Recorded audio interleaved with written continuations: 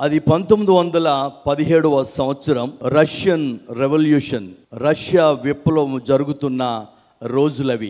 ఆ రష్యా విప్లవం జరుగుతున్న రోజుల్లో క్రైస్తవత్వాన్ని పూర్తిగా రష్యా దేశంలో నుండి నిర్మూలించాలని ఆనాటి నాయకులు ఎథీజియం అంటే దేవుడు లేడు అనే మతాన్ని తీసుకురావాలని వారు చేస్తున్న ప్రయత్నాల్లో ఒక భాగంగా రష్యా ప్రభుత్వం వారు కొన్ని ప్రచార సభలను నిర్వహిస్తున్నారు, కొన్ని ప్రోగ్రామ్స్ దేశమంతటా చేస్తున్నారు.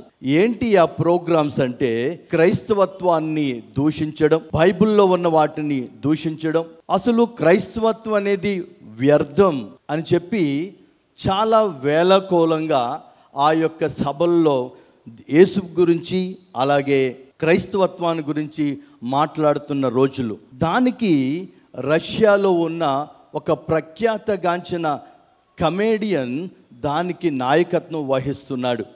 ఈ కమేడియన్ ఏం చేస్తాడంటే ఈ సభల్లో యేసును దూషిస్తాడు, బైబిల్ని దూషిస్తాడు, బైబిల్లో ఉన్న వాక్యాలను దూషిస్తాడు. ఇంకా మనం చెప్పాలి స్పష్టంగా అంటే యేసుక్రీస్తు వారు కొండ మీద ప్రసంగం చేసిన ఆ ధన్యతలు ఉన్నాయే, ఆ ధన్యతల్ని ఆయన చెబుతూ దానికి మారుగా ఇంకొక మాటలు చెప్పేవాడు.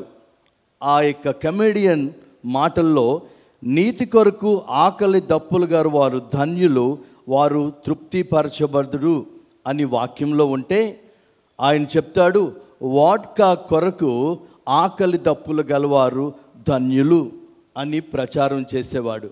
అంతేకాదు నీతి నిమిత్తం హింసించబడువారు ధన్యులు, పరలోక రాజ్యం వారిది అని వాక్యంలో ఉంటే చీజ్ మేకర్స్ వారు ధన్యులు, వారు పరలోక రాజ్యం వారిది అని చెబుతూ చాలా హేళన చేస్తూ ఆ యొక్క ప్రచార సభల్లో క్రైస్తవత్వాన్ని నిర్మూలన చేసే సభల్లో మాట్లాడుతున్నాడు. ఆఖరికి రష్యా ప్రభుత్వం కూడా ఆయన చేస్తున్న ఆ పనులకి ఒక అవార్డు కూడా ఇచ్చింది. ఎప్పటిలాగే ఒకరోజు తను ఈ ప్రచార సభల్లో ఉంటూ ఆ యొక్క సభల్లో మాట్లాడుతున్నాడు. ఆయన మాట్లాడుతూ హేళన చేయవలసిన ఆ యొక్క కమేడియన్ నోట్లో నుంచి నీతి కొరకు ఆకలి దప్పులు గలవారు ధన్యులు, వారు తృప్తిపరచబడుదురు, సాత్వికులు ధన్యులు, వారు ఓదార్చబడుదురు, కనికరము గలవారు ధన్యులు, వారు కనికరం పొందుదురు, హృదయ శుద్ధి గలవారు ధన్యులు, వారు దేవుణ్ణి చూచెదురు. ఇలాగా ఒక సండే స్కూల్ స్టూడెంట్ ఏ రీతిగా ఆ యొక్క ధన్యతలను చెప్తూ ఉంటాడో ఆ స్టేజ్ మీద వాక్యంలో ఉన్న ప్రతి ధన్యతని చెబుతూ ఒక్కసారిగా ఆ స్టేజ్ మీద మోకాళ్ళ మీద పడిపోయి ఏడవడం ప్రారంభించాడు. ఆడియన్స్ని పట్టించుకోలేదు, ఆయన ఎక్కడున్నాడో పట్టించుకోలేదు. ఒక్కసారిగా ఆ వాక్యాన్ని వల్లిస్తూ మోకాళ్ళ మీద పడి ఏడుస్తూ అంటున్నాడు, ప్రభువా నన్ను క్షమించు.